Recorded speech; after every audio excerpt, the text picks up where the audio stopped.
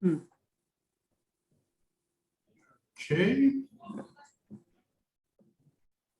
Good afternoon, everybody. Good morning, everyone, from where you are in Africa and in the world. My name is Adi, and today I'll be the host of this second webinar related to Africa ELTA OER project.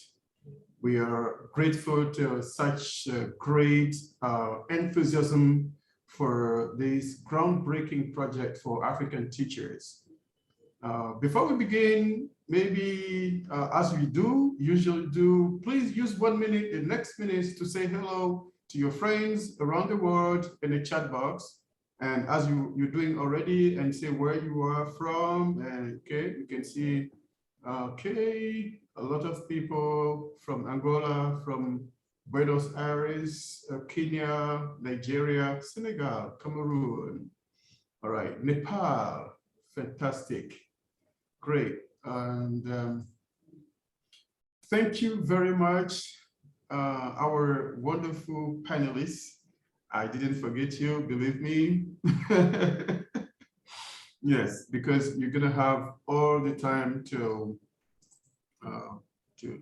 talk to our wonderful participant. Amira, also, thank you very much for being there all the time. Well, without further ado, we don't need to introduce you anymore. You are very well known in Africa right now. So you have the floor. Thank you very much, Abdi, and thank you, Africa ELTA.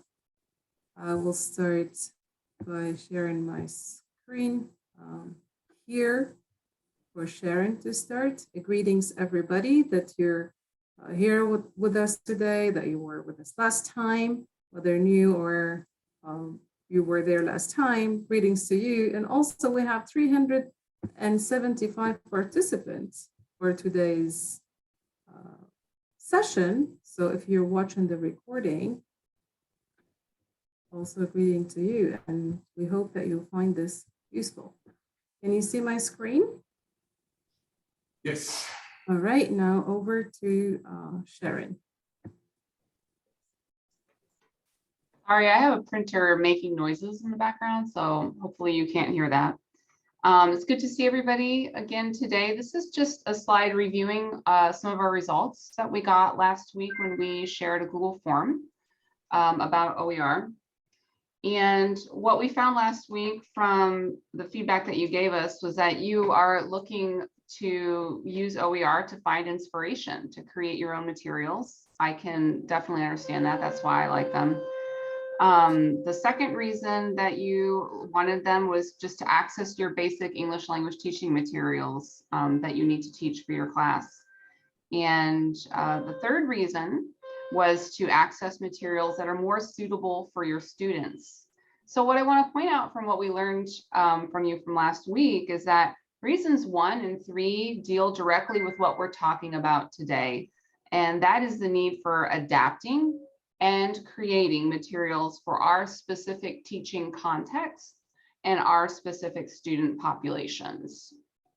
And Chadia, back to you. Thank you very much, Sharon, for contextualizing what we're going to do today and why we're doing it. So then for today, here's the plan. We will give a brief overview of the OER life cycle. Then we'll cover 3 parts. The first part is what we call here, I have it already. It's in my folders, like a PowerPoint, and want to make an OER. We'll show you how to change, adapt it into OER, and how to add a Creative Commons license to it. The second part is, yes, I found it, but I want to adapt it to my context and students' needs, and we'll share steps and tips on how to adapt the reading from a found OER. And the last part, which is the part, oh yes, I created it.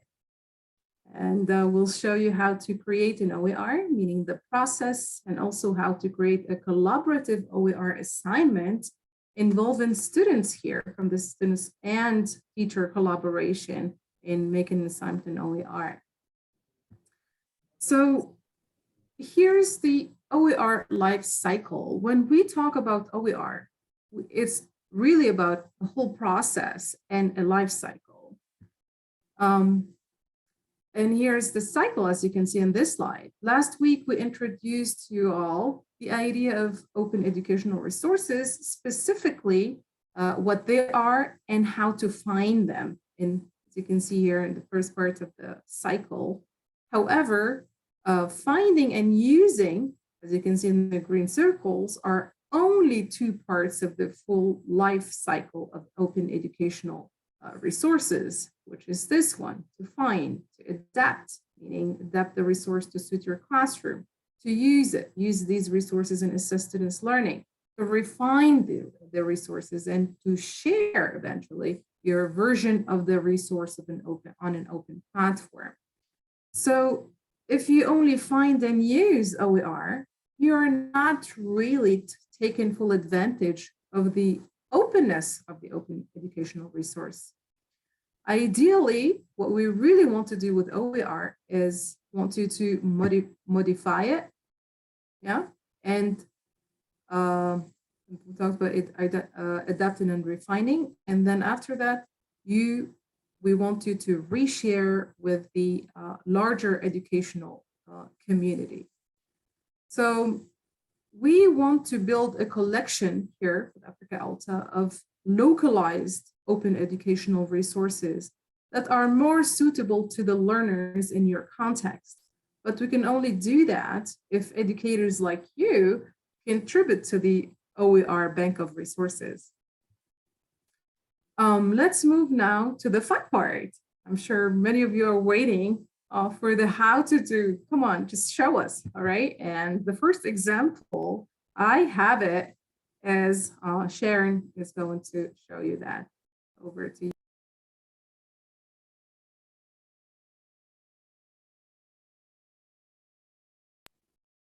Okay, there we go. You can share your screen. You're muted. Thank you. Thank you for mentioning. It's funny when you just forget that you're on mute. All right. So what I'm going to do in this section is tell you how to adapt a PowerPoint presentation into an OER. So I taught in ESL higher education for 13 years. And in that entire time, never did I once teach a class in which the textbook was enough. I was constantly creating materials for my class, either to supplement the textbook that I was given or to address the gaps in the textbook that where it did not align with my curriculum. So I have so many previously made materials that I could share with the larger English language teaching community. However, as we're learning today, these materials, the ones that I've created in all my 13 years, are not necessarily immediately applicable to all teaching contexts. And some of them are incredibly specific to what I was doing when I created them. So what I'm going to show you in this part of the workshop is how you can make your materials a little easier to find, easier to use, and easier for other teachers to adapt to their classrooms. With some tweaks, you can make it much, much easier for someone else to take what you've created and use it in their classroom. And so what I'm starting with is maybe a PowerPoint presentation that you already have. It's something you've already made. And I am going to play a video that kind of walks you through. It's going to be a lot faster than a slow demo showing you how to do this. And I'm really hoping that it plays well for you. Actually, let me stop sharing and optimize my video. So, oh, there we go. Share sound. Okay, we're still good. All right, so hopefully this plays well. And I'm going to turn captions on.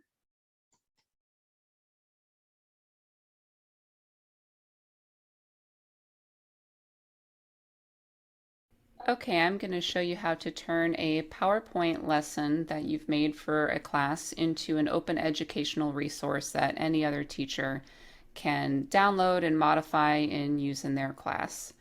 So the first thing that I'm going to do is open up a PowerPoint presentation that I've already done, and I'm going to review it to make it appropriate for other teachers to use. So the first thing that I see here is that I need to get rid of any identifying marks for the class that I have included on here that's not going to be helpful to another teacher. So the title of the class or the institution or the school or your name, all of those identifying marks need to be taken away.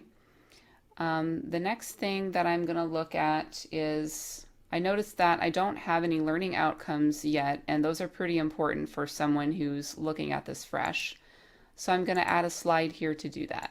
So when I revise this, I'm going to make sure that I add learning outcomes here so that another teacher can understand how this can be used in their classroom. I also noticed that I need to add some information here about the intended audience, the level, the age range, and the teaching context for this particular lesson.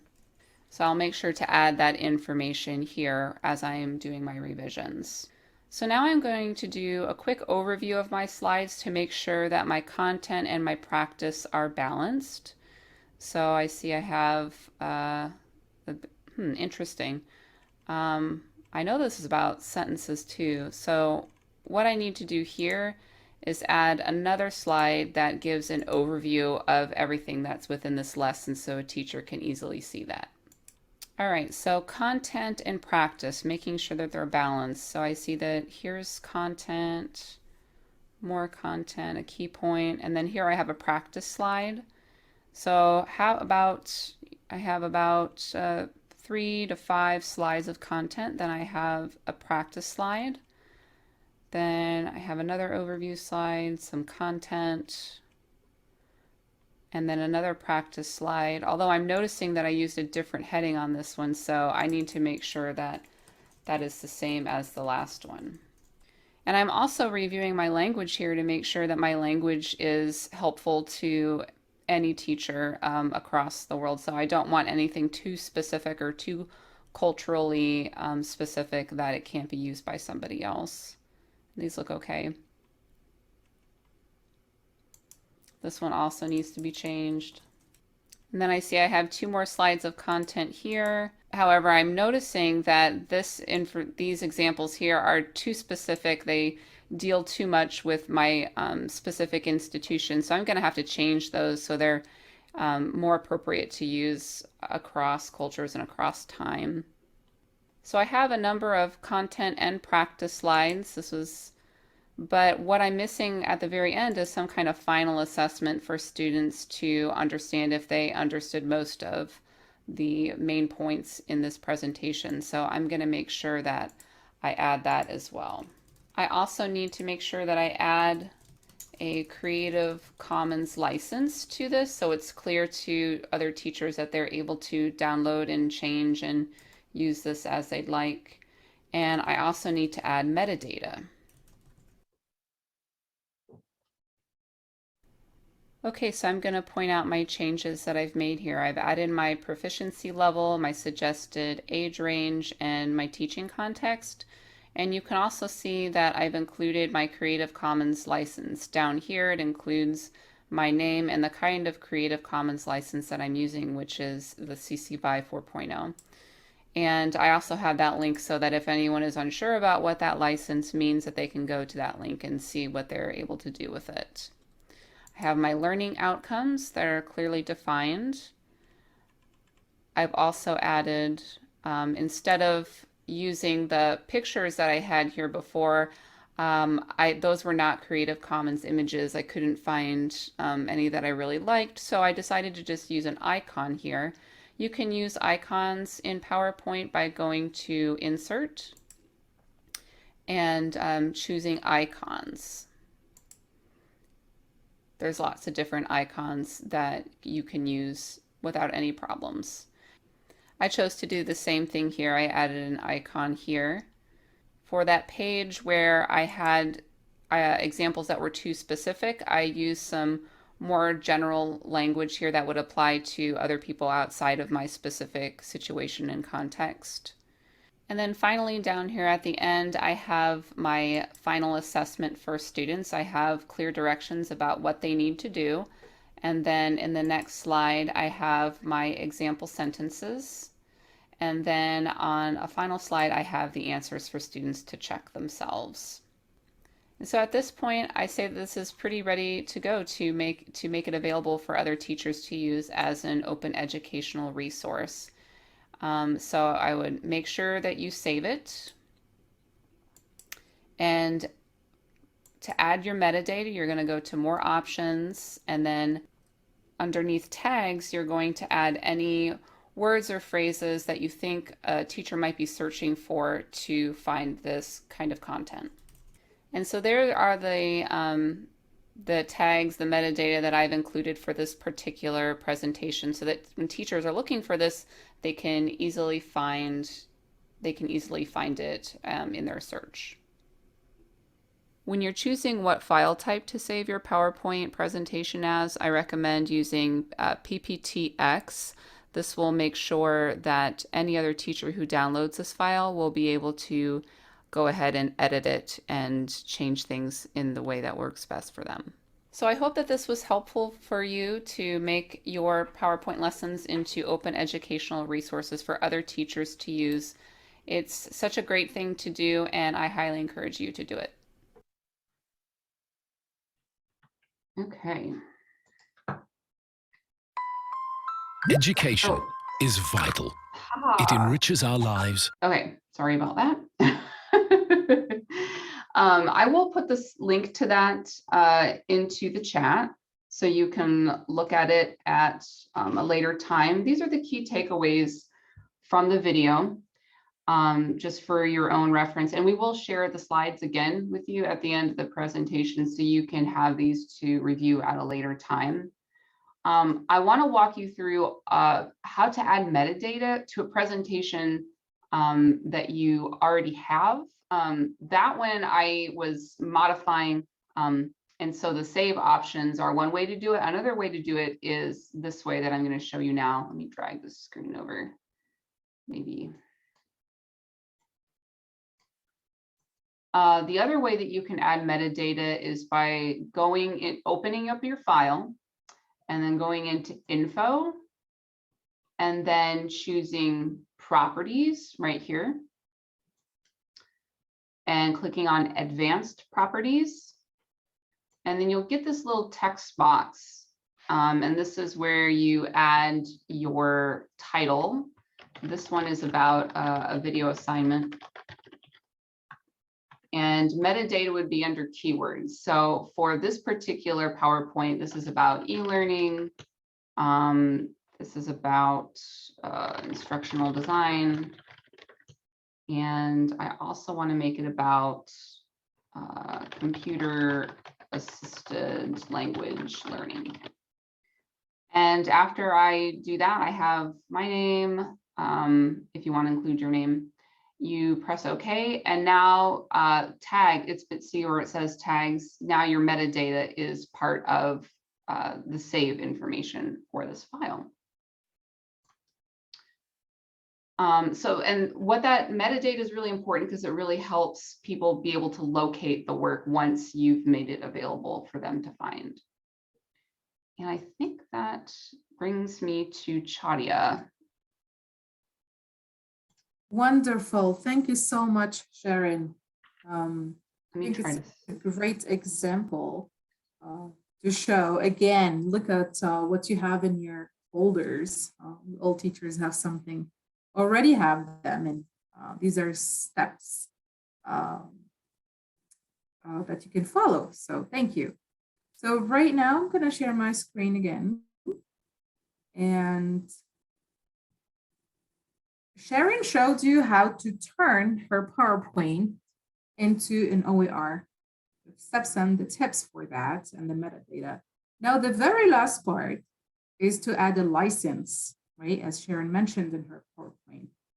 This is what I'm going to show you.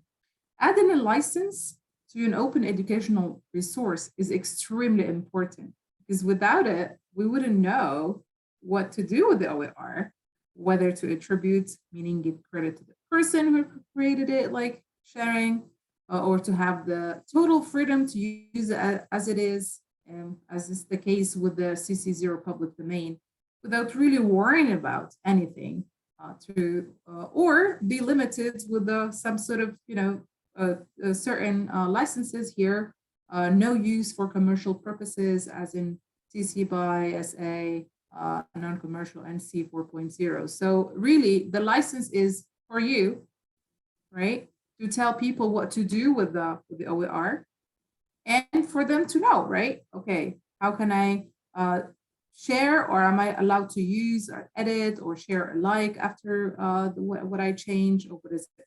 So the funny part here, for me at least, is that the license seems to be very complicated at first. When I learning about OER myself too over the years, and I was wondering, oh goodness, how do we even do the license part? It seems complicated. But well, it turned out to be very simple. Yeah, very simple, yet very important. And yes, it looks fancy, like all those circles and stuff in there, but it's very simple to create an ad. And I really here want to remind ourselves, all of us, in this OER topic. It's very new, it's very overwhelming. It's kind of scary because of all the information, that we have to grasp. But maybe a step-by-step approach makes it really feasible. So, and some things are not really as complicated as they seem to be, like this one, for instance, right? So how is the license done? Let's see. There we go. Well, there are two very simple ways to do it. The first one is you go to the Creative Commons website. That's the link that I have there. I'll show you in a minute. You choose the license that you want. There will be like a list of licenses based on the explanation of each license and what you want to do with it and what you want others to do with it as well when you ended up changing it or creating something. So after making a choice, you simply right click and copy paste it to the document, right? As for instance, you would just copy paste to Sharon's PowerPoint at the beginning or at the end. So the other way to do it is to go to the Creative Commons license chooser, which is the second website link in here, as that you see. And you will find options to click and create the license on the spot for yourself, which also you can copy paste to the document at the end. So just paste the license for others to know what to do with the document if they find as an OER. All right, now let's have a look, at the websites. Where is my cursor? So this is the first one.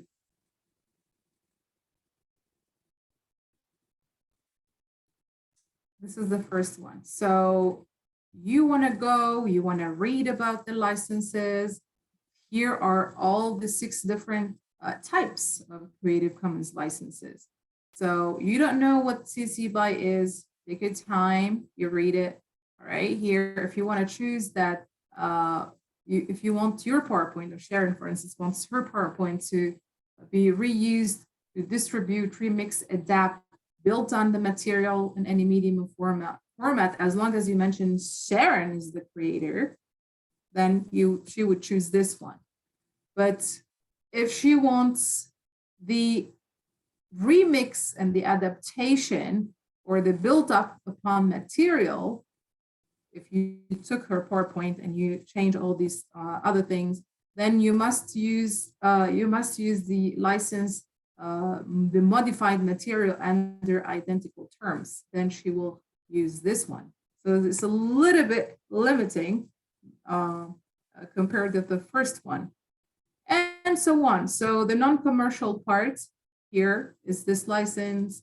And there's even another one. So basically you go and you read what you can do here. There's here what you can do. And here at the end, what's kind of license after what you did, you can basically do or not with the new product after the remix, okay? And I was, after you make a decision, as I said, it's a right click. And if you copy the image, and then you go to the PowerPoint and it will be just a little box for you that you can move around and paste it whatever you want. All right. This one, I really like this one because it was like a kind of game. If you feel you have the sense that you are actually creating the license yourself, and I like it. So as you can see, there is yes or no, and the choices that you make on the panel here, this panel, yes or no, yes, as long as others share alike, for instance, will update the other one. You see, it's updating this, it's changing.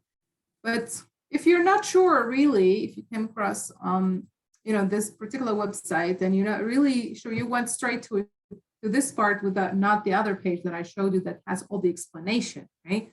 Then you simply click on this question mark in here, icon, and it will tell you. If you click yes on that panel, then that means the licensor permits others to copy. You, as somebody who's choosing, or trying to create this license, you permit others to copy, to distribute, to display, and perform the work, as well as make any distribution for that. If you choose the no, then basically you're saying no. You can copy, you can distribute, display, and perform the work, but not distribute to the derivative works based on it. Okay. So, all right. So you read and you hear, you're trying to see what is this changing.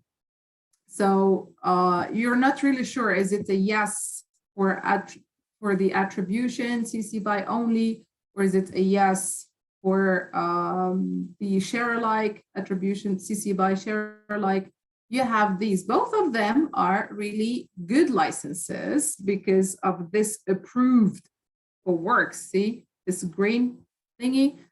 That means yes, it's just your choice to whether do the share alike or not based on the very specific information of the license.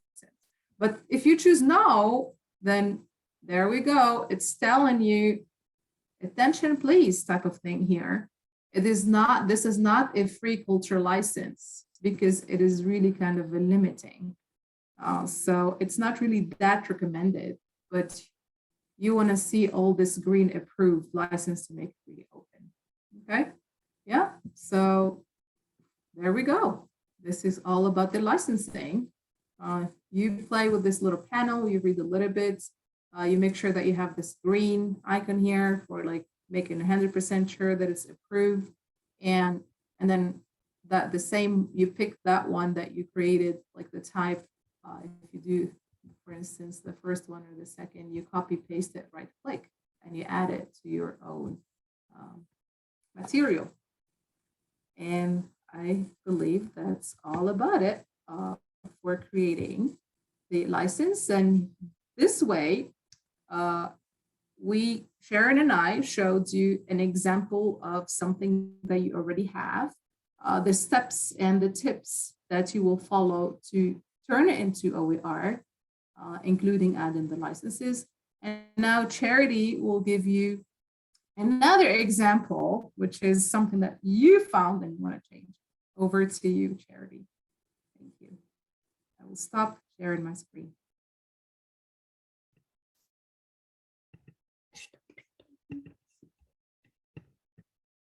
All right. And I guess I'll start the slideshow. Everyone can see my screen and hear me okay? All right. So yes, I think I mentioned in the last one about basically, me creating my own OER textbook was a lot of pulling from already existing OER that's out in the world, but making a lot of changes and adaptations to make it fit more with what I want to do and make it better for my ESL students. A lot of the readings I pulled from the public domain. So a lot of them were from the late 1800s and early 1900s. We know English has changed a lot since then. And so there's a lot of vocabulary and like phrases that are super old that my students are never going to see ever again. So I knew, okay, I kind of have to find some way to modernize these readings for my students. And I know a lot of times we're kind of already doing that. Maybe we find an article and we know, oh, this article is going to be too difficult. I'm going to kind of rewrite some pieces to make it easier. I know we're already doing that, but and I always think, oh, this word is going to be easier for them. And then I bring that reading to class and I feel like I made the reading more difficult for them. So I didn't really trust my English heart. My experience, what I think is easier in English is not. I wanted to find a more kind of scientific or data-driven approach to find more frequently used vocabulary that's used more often according to data and not just my English vocabulary heart. So that's what I'm focusing on here is especially with vocabulary. And another thing is where I was teaching, very similar to Sharon, I was teaching ESL for 13 years. And we were a very EAP, like English for academic purpose focus. So there's a lot of academic vocabulary that's really difficult for students, but they need access to that knowledge, not only to improve their English, but to improve, their knowledge of academic topics in general. So I think this is very helpful for both of those kinds of things, making the reading more understandable for students at their level. So I made this little wheel. This is kind of my process for adapting texts. And I use two main resources. So for example, for step one, I have my OER text and I get it. And yeah, it's the thing of like, I really like this reading, but it's too difficult, or I don't really like, some of the wording. But the wonderful thing about OER is I can change it. I can make it better for my students. So I have some reading, it has some issues, but now I'm ready to kind of fix those problems. And step one, you can do, or you could just go ahead to step two, but I usually do an initial Cepher level check. And I noticed, Sharon, you had the Cepher level for your PowerPoint too. And that's Common English Framework reference. European. Yeah, oh, European, that's right. Yeah. And I don't think you have to use the Cepher. I think if you are already using some kind of like readability scale or some kind of analysis for level for your student, go ahead and use those. I use Cepher just because it's easier, and that's what I'm more familiar with. Another good thing I like about Cepher is it's really easy to find like a quiz. So what I did was I'd give my students the Cepher quiz and it gives me their level. So then when I have my readings, it's like, okay, I need to make sure I find readings that have a similar level. So kind of aligning and making sure those readings are good for their level. But yeah, I like to just go ahead, put it in there. What is the Cepher level? Even before I start making changes, just to give me an idea of how much do I need to change. Of course, a lot of the OER I'm finding is probably like for native speakers of English. So the SEFR level is going to be pretty high. So for step 2, I go through the reading, especially for, like stories. Maybe I need to, if there's like some slang and I know that students are not going to, understand, or idioms that might be difficult for them to understand, or sometimes articles make up their own words and they have the definition in the reading, but it's like, I don't want to confuse students more than they already are. I can either decide to change those parts, rewrite those parts. Maybe I can delete some of it, especially if it's a longer reading. And I may want to decide, oh, this idiom, actually, it's really great for this lesson. I want to keep this idiom and maybe put it in like the vocabulary exercise. I always make vocabulary lists and exercises for these readings. So I make some changes, I make some edits, and then I go to the COCA corpus. Corpora are basically databases of vocabulary, and there's several different versions of these databases. I will show you, I'll kind of give you like a hands-on how I go through the cycle. But the COCA corpus is the biggest one. It is for American English. So again, similar to step 1, you don't have to use the SEFR level checking thing that I will show you. That's just what I use. COCA corpus is just one database that you could use, but it is the most widely used one. And basically what it tells me is how much of the reading is high frequency vocabulary and how much of it is low frequency. So basically what my goal is to reduce the low frequency vocabulary. I want to add in vocabulary that they're going to see more often in other readings. So I do that. I check, then step 4, I continue to make some edits and check the SEFR level again. And I'm hoping that the SEFR level will lower to a better level for my students. So let's say after that, okay, I'm happy with the level. Then I can use the same tool that I will show you to make a vocabulary list. And it makes a pretty decent vocabulary list of high frequency vocabulary for them. And again, there are other ones that you can use that are specifically for academic vocabulary. I'm just going to show you what I use, but you are free to use other tools. And then yes, if you get your SEFR level and it's still not where you want it to be, then I just keep going.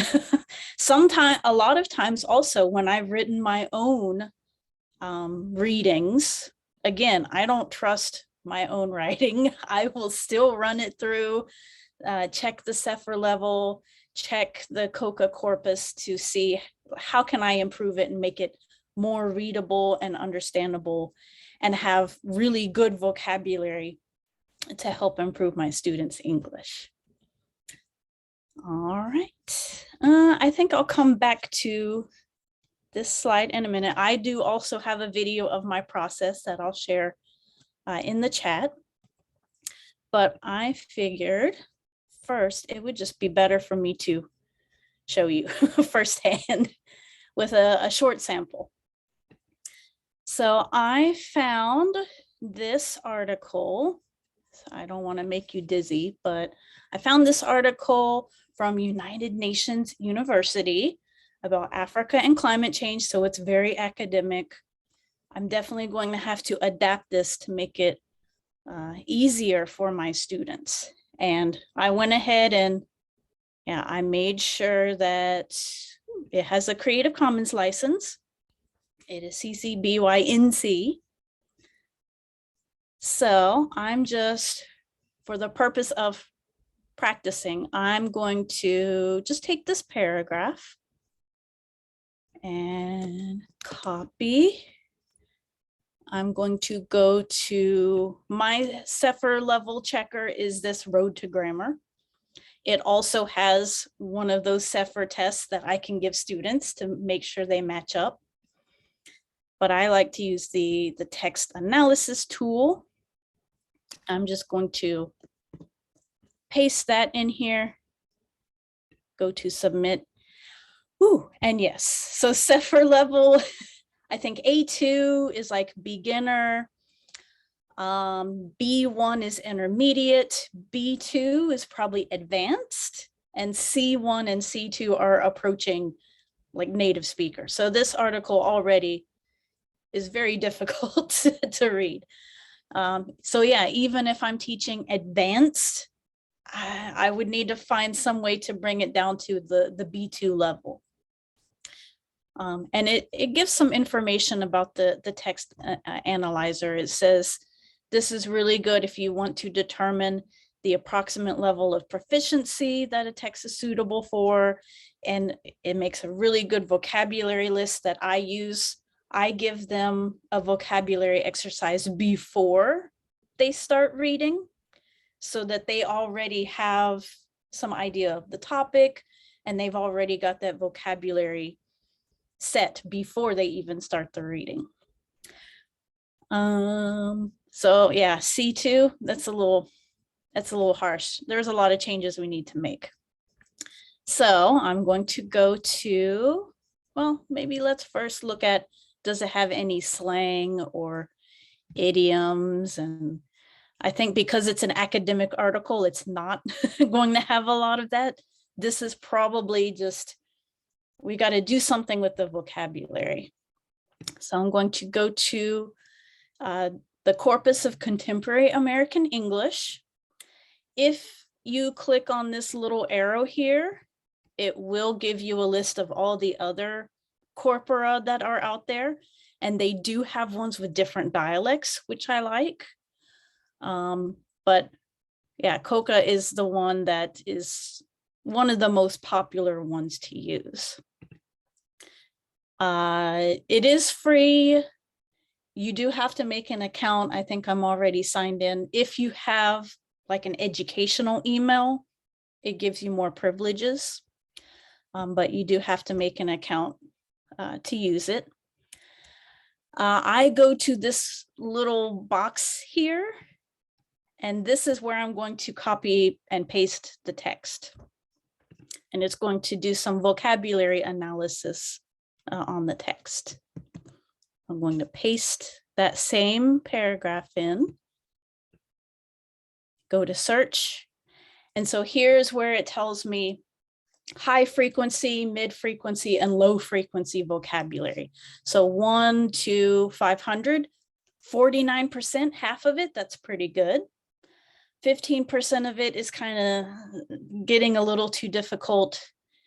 And then beyond like the top 3,000 most often used words in English, that's what I really, really want to focus on. I don't want to go beyond the 3,000 most used words. Sometimes you have to, especially for academic context. So I want to reduce as much as I can as possible. And I like here, it chunks those vocabulary words, and it'll also tell me how often those words are used. So even here, like it has continent.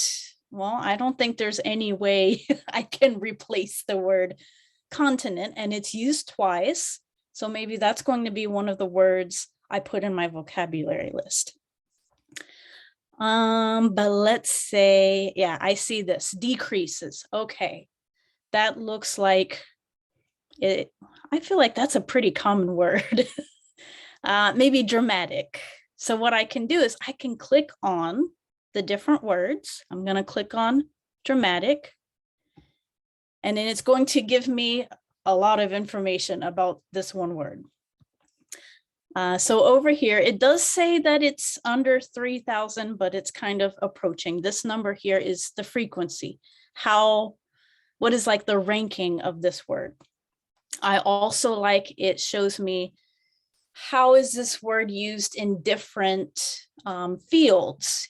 It looks like it is a very academic word. It's used in news, magazines, fiction, spoken, TV. So different genres that this word is used. It gives me some collocations, which is nice. It gives me some word clusters, but mostly I'm focused here on synonyms. I want to find a synonym that is used much more frequently than dramatic. Maybe, let's see if intense. Maybe if intense is used, is a higher frequency word.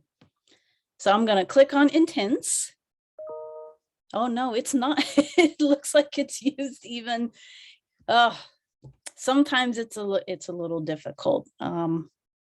I'll keep going down the rabbit hole. Extreme. Okay, maybe that one's better. So then maybe I can replace dramatic with extreme. It really depends on the context of the sentence, of course, but maybe I can use this. It's a higher frequency word. So basically that's part of my process, is just replacing some of the words to a more high frequency used vocabulary word. So let's say, for example, I use this, I make edits. After that, I would go back here, paste it again, and then see if the Cepher level has gone down. And then as you can see here, yeah, it gives me a nice suggested vocabulary list that I can use. It does have dramatic and decrease, precipitation. It has some good academic vocabulary I could use to build an exercise for them. All right, I'm going to go back quickly. Just a few notes I was thinking about, because I'm not creating an OER from scratch. So then what do I do about the license for it? So it said that it was a CC BY NC. So we still need to make like a little citation for that. Creative Commons uses something called a tassel citation, where you have the title, the author, the source, which is usually like the website to the original source, and then the license. So I would probably, for the citation of my adaptation of this reading, I would have Africa and Climate Change by the author, its license, and then the next sentence I put adapted by my name, Charity Davenport. And then that's how I would kind of make a citation for the adaptation of that reading. And I think that's it. Charity, a very quick related question here. So the OER, the reading that you already showed us, and under which license was it again? Did I miss that? And just to relate the license that you found with the license that you have given, can you explain a little bit to them? You found something? So yes, and they already have here, they kind of have their own citation. So all I did, because I did make an adaptation, I just added after here, adapted by Charity Davenport, so that they know, oh, this reading came from another source, but then I made changes to it. So you found the license of CC BY, which is given attribution to Claudia 10.5, right? After you change, you have to give the attribution for the author. That's what you did. And then the NC part is the non-commercial part, right? So you added that as well, creative and non-commercial. I mean, this is the original. Now, when you changed that, you did CC BY. And which license did you choose? CC BY? So usually for me, do you understand my question here? Yes, because I adapted it. It's kind of like I make my own. in general, usually what I do is I just give the same license, Mm, just to stay safe. And especially if you have, if you use something that has an SA, the share alike means if I make changes and then I share those changes, I must use the same license. So I just go ahead and always use the same license just to be safe. mhm. I think Yeah, the only perfect. time I may change the license is if I use something from public domain. I want people to know that I made adaptations. So I will usually change that to CC BY. Okay, thank you. And as you can see in Charity's screen, so what I showed you earlier is the license itself, the how to choose, to read, to pick, copy, paste. And then there's also the citation for it. So that's exactly what we were discussing. So the decisions that you are actually making after choosing and copy paste into that. So that's how they're related. Thank you very much, Charity. I think it's time for Stephen. Thank you. Thank you. For my part, I'm going to talk about how to create one from scratch. Sharon talked about how you would remove a lot of some of like the college, sometimes things like that. I'm going to show you a textbook, and I'm going to show you and I'm going to show you an assignment that I created. For my textbook, I did not change. I kept this information because that was part of the grant. And because of the grant, I had to keep some of the information there. Otherwise, I would have removed it. But when I'm starting initially, I think of myself as a student. And I always think of what is the basic outline I want from the text first. And that really depends on what I'm doing. Like for my textbook, I'm going to show you in a second, I had to think, I had a bunch of handouts that I started with: how to read, how to write, library research. I had a bunch of different handouts on different topics about writing. And I had to decide, how did I want this to look initially? And it may seem very simple. You just take the handouts and just take one and just keep putting them right underneath each other. But it's not that simple sometimes, because sometimes you have to reformat, reorganize it. And that becomes a little issue every now and then. So it's not as simple as that. Sometimes it is, sometimes it's not. And that's part of what, when I talk about the basic outline, is what I'm looking at. How do I want it to look with all the information that I have? And then I'm going to go to my favorite sites, which is, where do I slideshow? Yeah, I'm going to go to my favorite sites just to see what's out there. Okay, because when you want to publish something, especially when it's yours, you want to make it unique. And I always at least want to make it unique, and I want to make it mine and something that's relevant for that time period. And I take a look at what's here, and these are my go-to sites. I'll just take a look. I'm not necessarily going to use them, but I just want to see what's out there. And maybe I can get some ideas on how to design it at the same time. And that's what these are for here. So then once I've gone through all that, then I think about what pictures, what videos do I want to put in there? And, I mean, Cherry and I had we did a presentation, and I think Charity said to me, she likes to play things a little safer than me.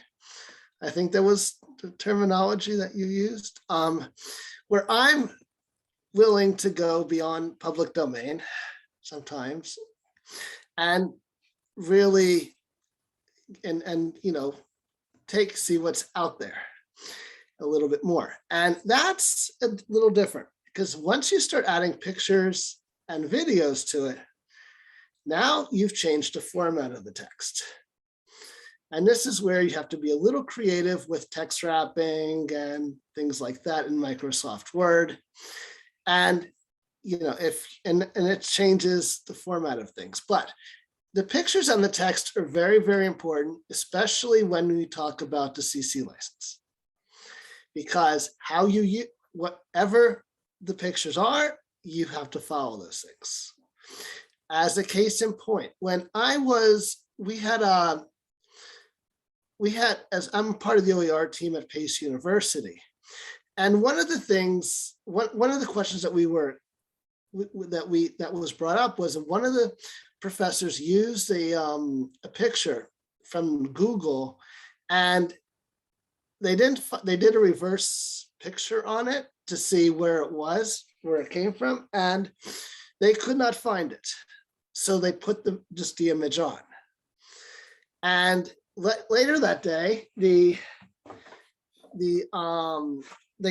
published it. Some guy they got an email that why did you use my picture and not give credit for it? And so they spoke to him very nicely. And at the very end, he was cool about it. He just said, please just give credit for it. And they left it at that. But that's why you really have to follow the CC license when you're creating your own stuff from scratch. These are very good reasons to do this, because you do not know who's looking at this stuff out there. Another case in point just happened on the learning management system, where a professor copied a book chapter, PDF'd it, put it on there, which technically you're not allowed to do under the Teach Act, and all of this, the Teach Act and CC license is part of the DMCA, the Digital Millennium Copyright Act. And one of the parents, interestingly, complained to the chair and said, I think my daughter's professor violated fair use, which is odd because I've never seen this happen before, but it happened. So I'm saying this because these things do happen, and you have to be very, very careful with them. And sorry, I have a little cold. So be careful with pictures and videos. Choose them very, very carefully, because you can play it safe, and that's perfectly fine. Sometimes not playing it safe gives you the better look and things like that, but it does come with some caveats. So however you do it, play it safe and look at the license. If you're not sure, ask someone. There's always a legal team at your school, or at least in higher ed there is. And they have lawyers that can tell you what you can and cannot do. So you have to put the text, the images, and the pictures together. And how that looks is going to be different depending on what it is. But, I always say, if you cannot envision it, you cannot write it. That's what I like to say. So you have to be able to envision it before you can write it. And that's why just spending some time just making these outlines, putting the pictures in just boxes and just labeling them for right now, that's good enough for this phase. Because if you cannot do that, you're not able to see the bigger picture. And when you're doing it from scratch, I cannot stress enough how important this is, because if, and it makes life much easier later on for you. Because let's face it, when you're writing something from scratch, it's going to take you a lot longer. And depending on what it is, it could take you much longer. Once you've done that, you've written it, that's the easy part in some cases, because formatting it can be a real problem sometimes if it doesn't want to work with you. Whatever you're working with does not want to work with you. Sorry. And that's why you have to give yourself enough time to format it right. If you give yourself, say, 2 months, add an extra month just in case something goes wrong, because you never know how long it's going to take. And when I did my text, which I will show you in a second, I had 1 month to do it because that's when the semester started. And I had to put about a bunch of handouts together, add a table of contents and everything else to it. And 1 month was not, I thought, it's just a bunch of handouts. How hard can it be? Well, 1 month came and gone. Next thing I know, the semester starts and I just finished the text. I have not proofread it yet. So since my class was a writing class, I did the next best thing. We made it a class project and we proofread it together. I got lucky, very lucky in that case. If it were, say, an economics class or something like that, that would not have been possible. But it was a great exercise for students because they could see the whole process as we went through it. So that's what it takes to really do it. And it's whenever you're doing it for students, since it was for them, it was great that they did it with me because they had a chance to make changes and to tell me what was wrong with it too. So in the end, it all worked out nicely. But you have to give yourself a lot of time to do it. If anything can go wrong, it will go wrong. So keep that in mind. Okay, so that's how I did my textbook from scratch.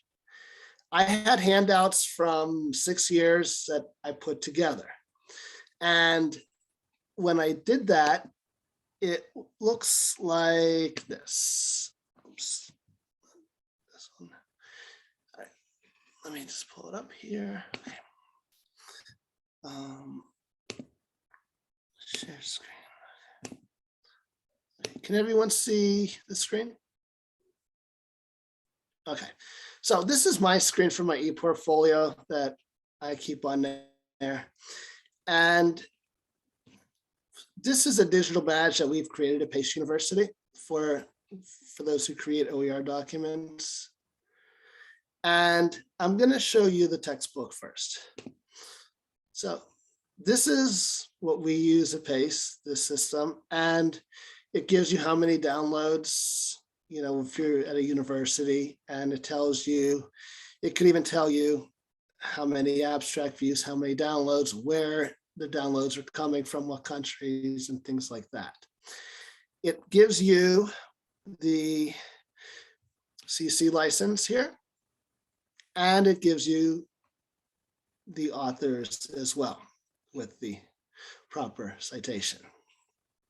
You can download it, and then it looks like this.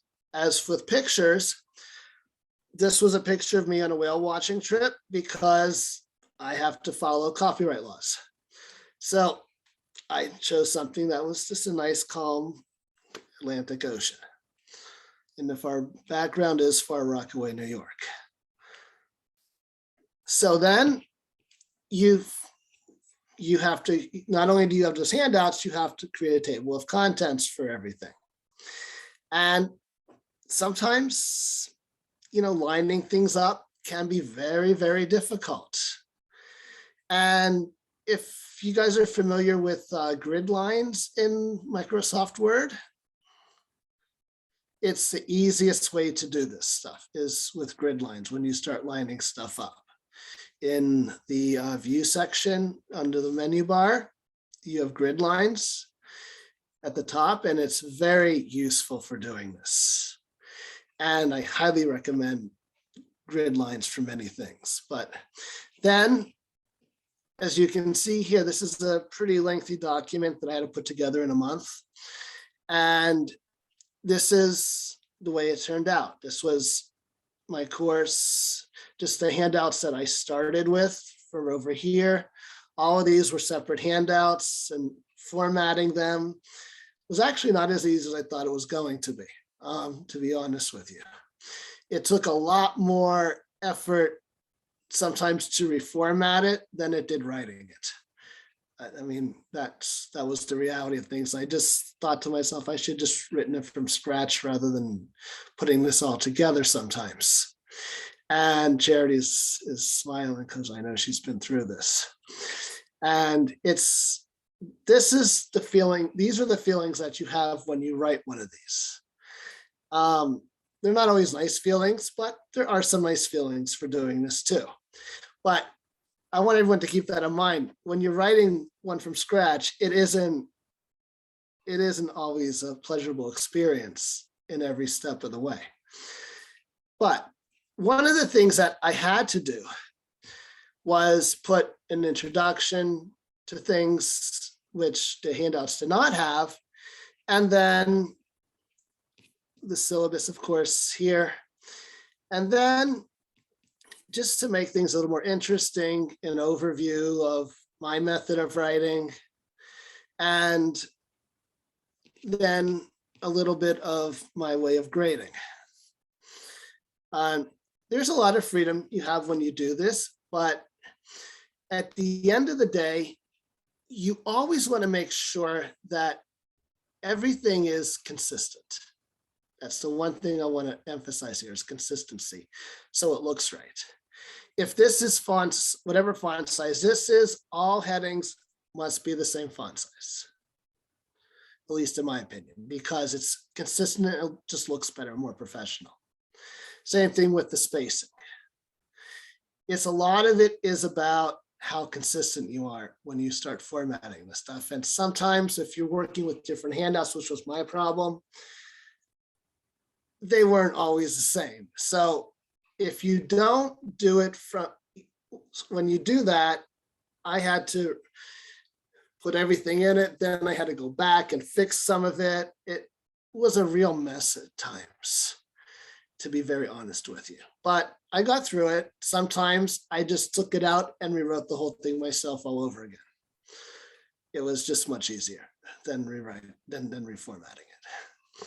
So these are problems that you have when you create your own text from handouts. But not to say you can't do it.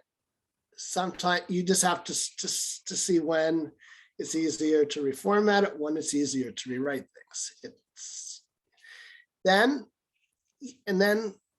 some of the things that you do want to be very careful about is where it's when we get to, where is it here? Down here, when you get to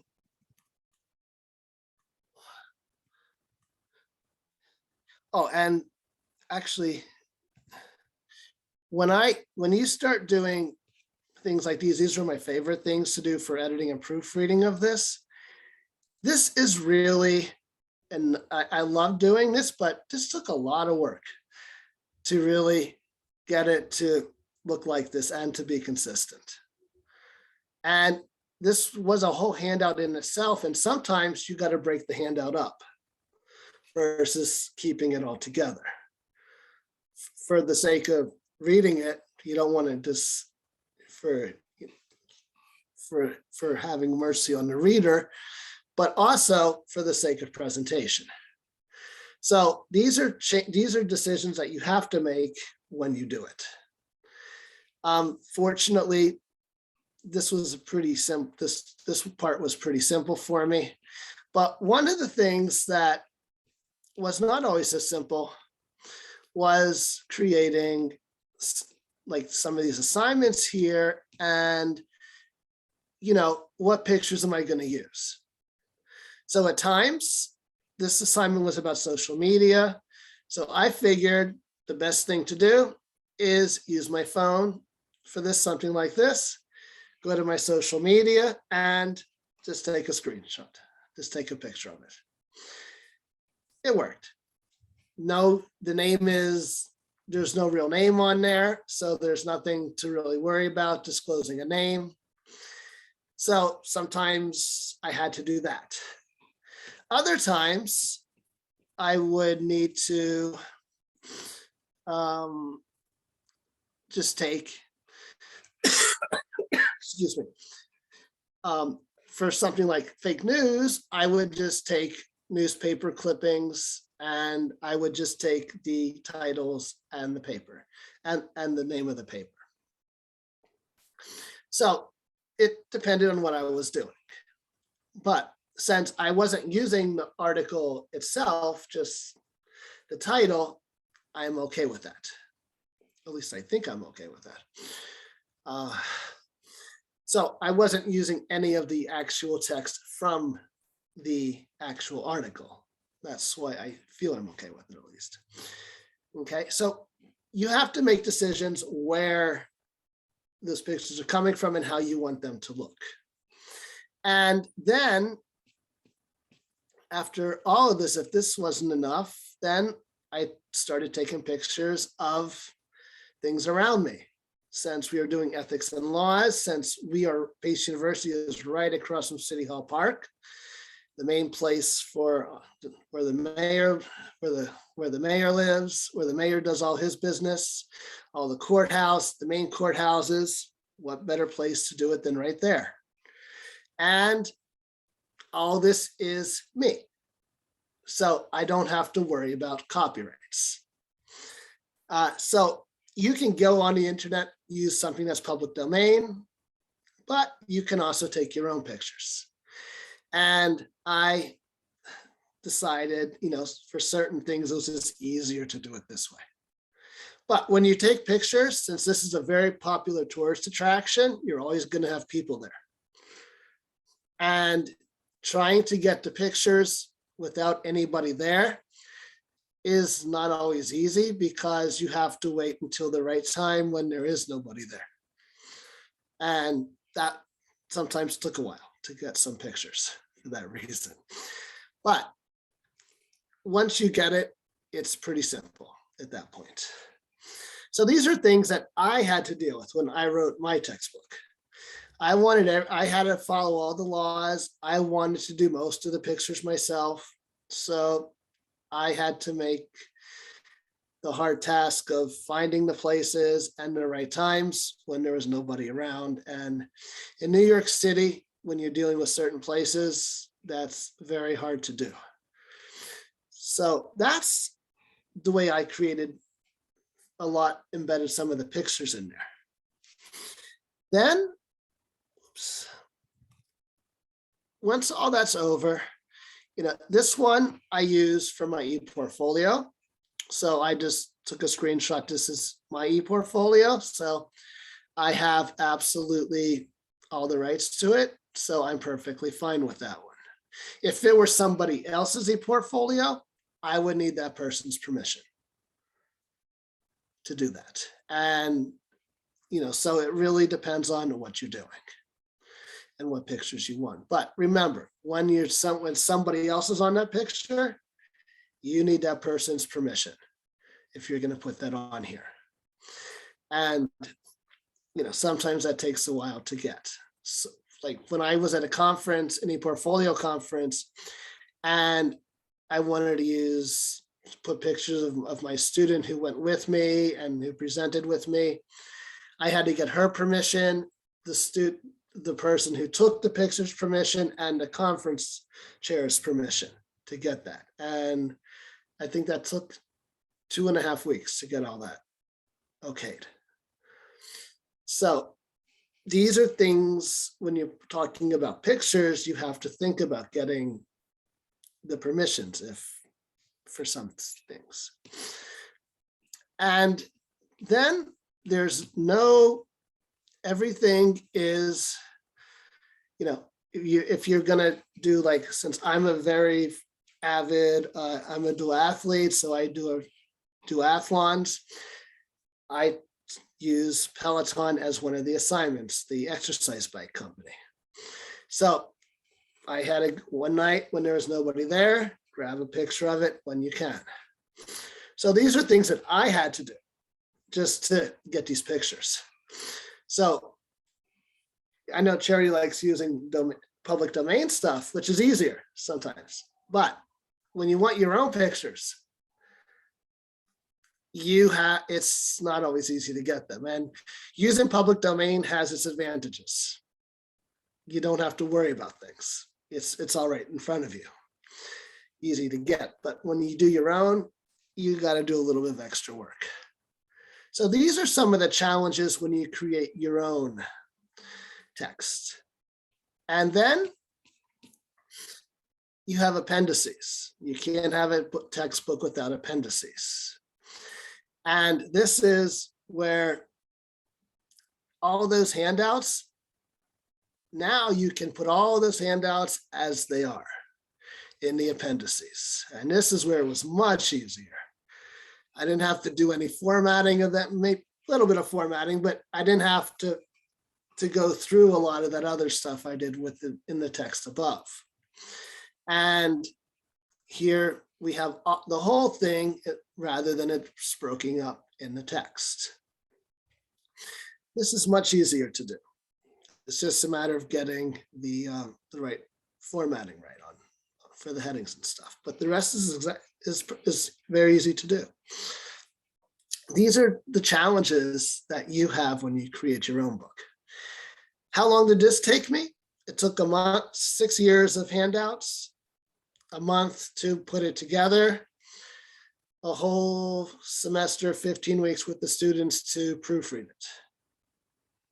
So they do take time. But in the end, it's very rewarding. And why would I create my own textbook? No textbook does what I want. My approach to writing is very different than what most textbooks would do. So I created my own. And when you create your own, you only have to do it once. Because now I can use it over and over and over again. And it's all in one place. I only have to give the students a link, and there it is. So that's the nice thing about creating your own textbook. It's a lot of pain, a lot of frustration, a lot of long hours writing it. In the end, it's really rewarding because you only have to do things once. Make some minor changes every now and then. You only have to do it once. It's all in one place. I just have to tell them here, this is the updated version. They just put it on for me. And it's done. This is what it takes to create your own book from scratch. And it's a pretty long process, but it's nice to do in the end. Now, when you get down to, that took a lot of time to do. Well, Steve, we're going to move on soon because we still got to do the Google form. Okay. So should I do the other one? I don't know if we have time. Okay, that's fine. We'll share the slides so people can Okay. see the steps for that. Yeah, but this is how I created my textbook. Okay, so we'll move on then to the next part. So I'm going to pick it up with talking about the bank of resources that we want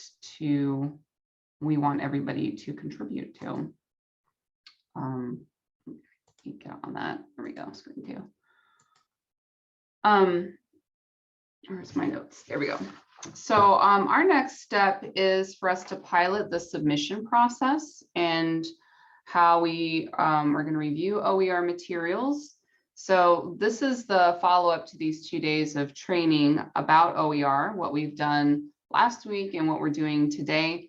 We want to give you a chance to try to adapt and create OER of your choice. And this is for you to practice what you've learned with us by submitting to us. And also, after reviewing your submissions, we would better understand the areas that need to be more addressed in how we are adapting and creating OER, and what we can offer to help meet that need. So I am going to share a Google form here. I will put into the chat this link from the QR code if a QR code is not convenient for you. In the chat, you'll find a link to a Google form, and it's asking you what you want to contribute first to a bank of OER resources and what you need, what you will be looking for, including content, what's the teaching context you'll be looking for, and what kind of format will you be looking for. We really want to know, because that's going to help us understand the kinds of things that need to be created to meet the needs of what you really want. So please go to that QR code or go directly to the link in the chat and take a minute to fill that out. Chadia, are you still on the call? I think I saw Yes, her. I am here. I'm on the go, but One question. There was one question about how do we know something about suitability or of the content. Yeah, it was how do you determine the suitability of the content from your text? And they're asking Stephen. Yeah, that was for Stephen. Stephen, can you answer that? Yeah. What was the question again? How did you determine the suitability of the content from your text? That was from all the previous classes that I have taught prior to that section. And the handouts that I used, because I teach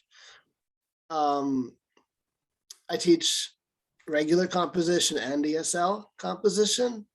So for some of the parts, I had to change a little bit of it to make it more ESL-ish versus regular mainstream.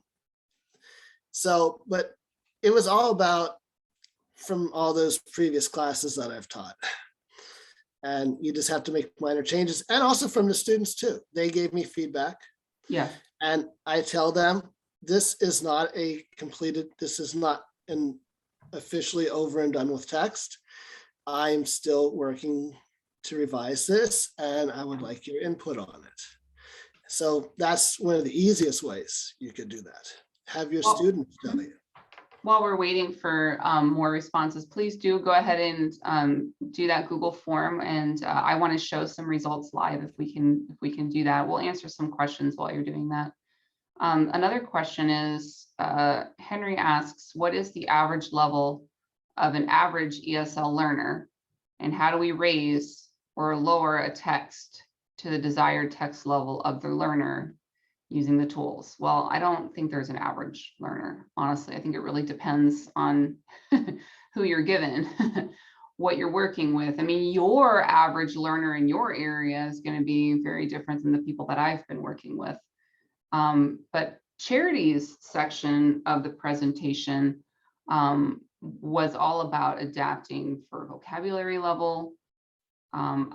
I think for me, a good rule of thumb when I was teaching was if your students are looking up more than 5 words every 100 words, that's too much. It's too much. There's no fluency in the reading for them to understand what's going on. Charity, did you want to speak to that at all? Yeah, I was thinking about that question, and I think even with everything I did to adapt my readings, my textbook was for advanced students. So I've always wanted to write something like maybe for intermediate or like a high beginner.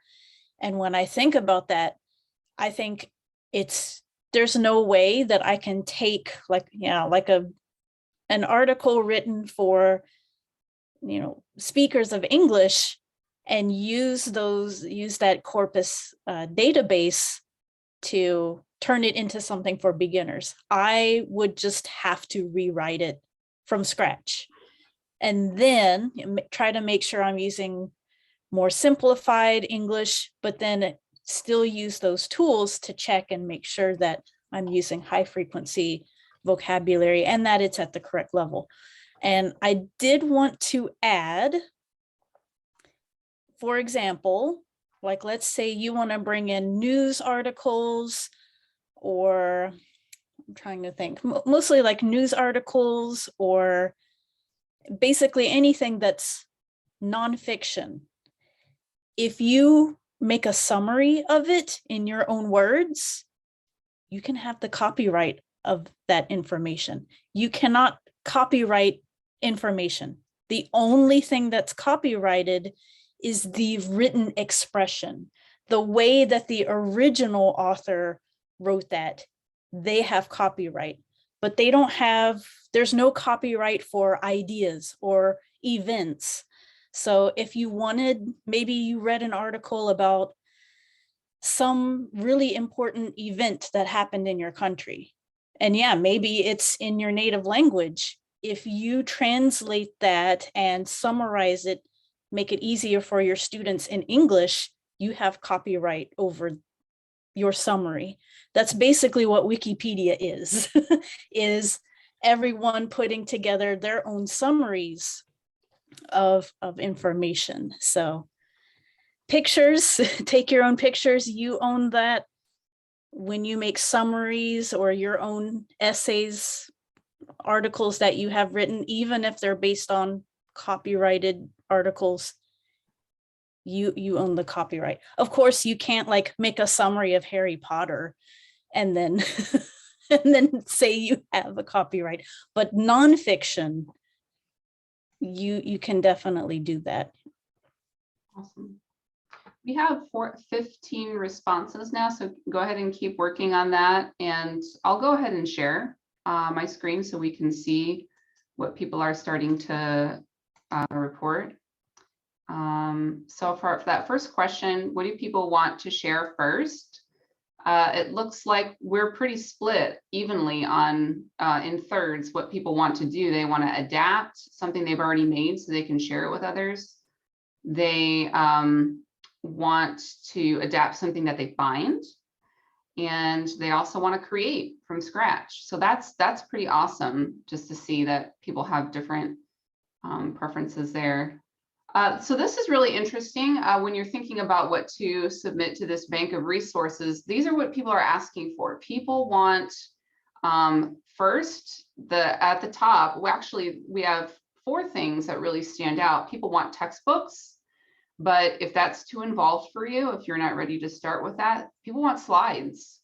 If you have slides of content that will guide a teacher through a lesson, that is tremendously helpful, just as activities and worksheets are.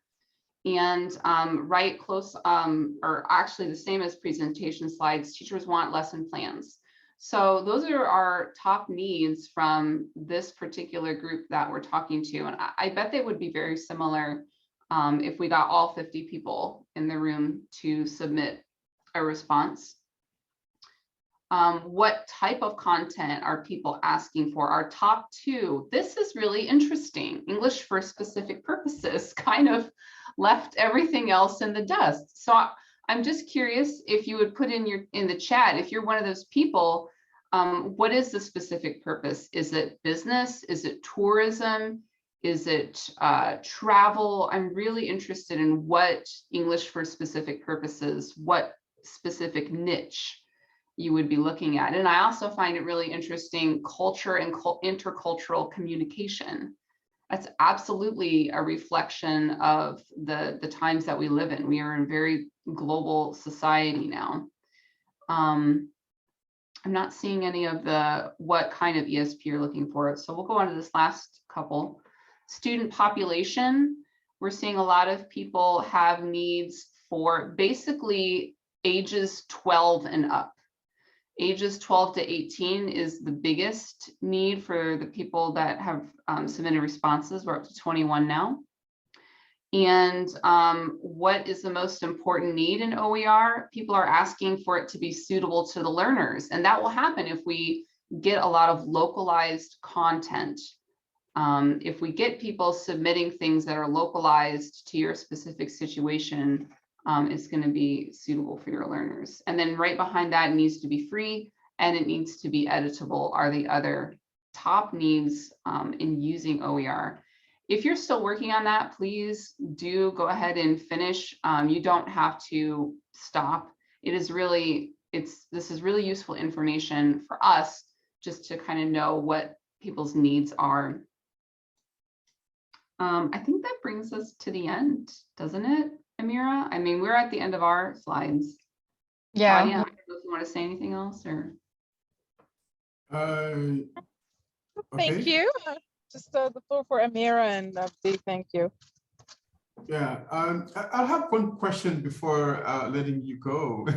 Yeah. Yeah, it's about some of the resources that you shared in the screen. I think it was Stephen sharing, I don't remember his favorite, including YouTube.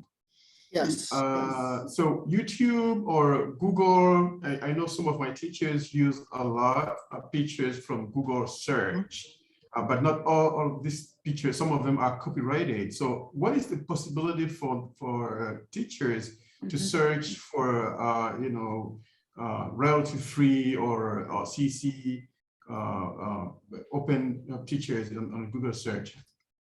For pictures? No, Yeah, for for videos. pictures. Like to find pictures or There so are the question concerns video, YouTube and Google search platform, because when you search on Google, you get pretty much everything. Yes. Yeah. So how can we, retrieve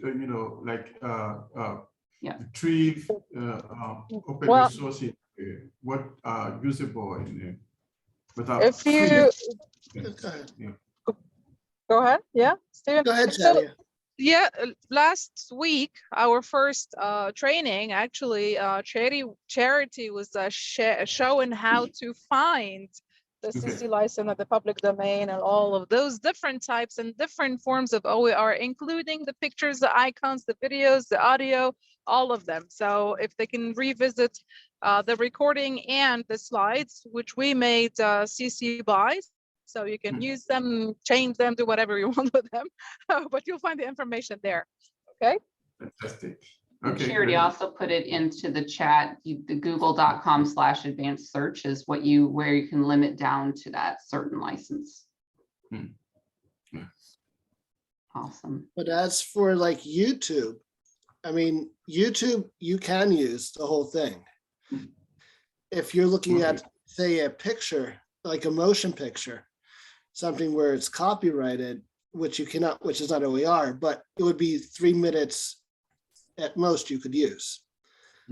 So it depends what it is, but like something like YouTube, I use is fine. Twitter, you can, anything, it's public domain once it gets posted on there. So that's perfectly fine. So Great. it depends what it is. So it's not always clear cut. Yeah, I know. That's the thing. I do want to add, because yes, I think Steve likes to live on the edge. He's very dangerous, but it's true. There are Creative Commons licensed YouTube videos, which I think is very interesting because that means you should have the ability to download those videos, but you don't, not on YouTube. But it is the thing of like, if there are copyrighted materials you do want to use in class, the safest thing to do is give the students the hyperlink so that they can access it. But that means you can't download it, you can't edit it, you can only share it with this hyperlink, like direct to it, to give to your students. But you still have the ability to do that. And you must use the link. You must use the link, Yes. because if you don't, I've been on listservs and someone just put a PDF copy of an article from the library, and it was taken down by the listserv manager within, I think, 2 minutes. And he said, "You cannot do this. The FCC will come after us and we will lose our listserv." Yeah, think about it, like, especially for YouTube videos,